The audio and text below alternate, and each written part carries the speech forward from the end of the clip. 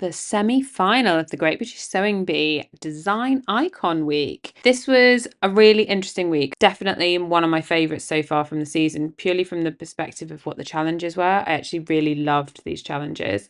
So we'll start with the pattern challenge, the Balenciaga inspired dress with the close fit at the front and the drape at the back. The construction was really unique in terms of it's not something I've ever sewn before.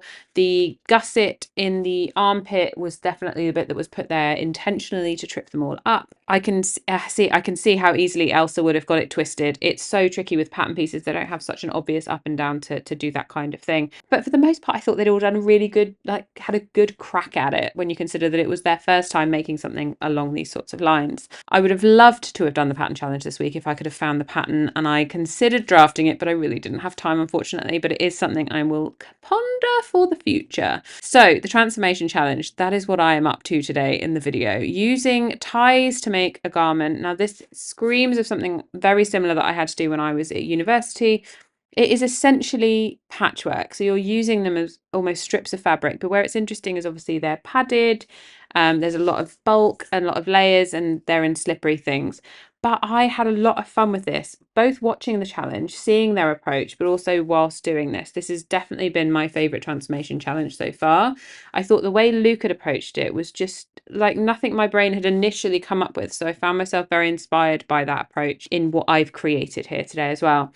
But I liked what Pasha had done with the skirt as well. I thought it was really interesting where she'd unpicked some and left the creases in. I thought it created a really lovely thing. I will say though, a lot of them using Velcro, really odd from a fastening perspective to be using in garments. And a shame that Susie couldn't get herself finished and had to have pins in it again. Always a shame when that sort of stuff happens. And then the made to measure, the evening outfit inspired by Chanel. Now I think they all rose to the design brief on this one. It came down to execution and sewing skill, as it should do. I think had Luke and Elsa not got caught out with the twisted collar and the needing of the safety pins on that skirt, they could have put Pasha under a bit more pressure for Garment of the Week. But with what was presented, hers was really the only option for Garment of the Week because the other two had had those sewing errors. And unfortunately for Susie, it really was her time to go. There was no coming back from those major fit issues and the issues she'd had on the previous two challenges. But as I come to a close on my transformation challenge, I have sewn my heart out for these 90 minutes, changed a fair few bobbins, but I am really thrilled with how it's come out. I think it's really interesting, but you can be the judge.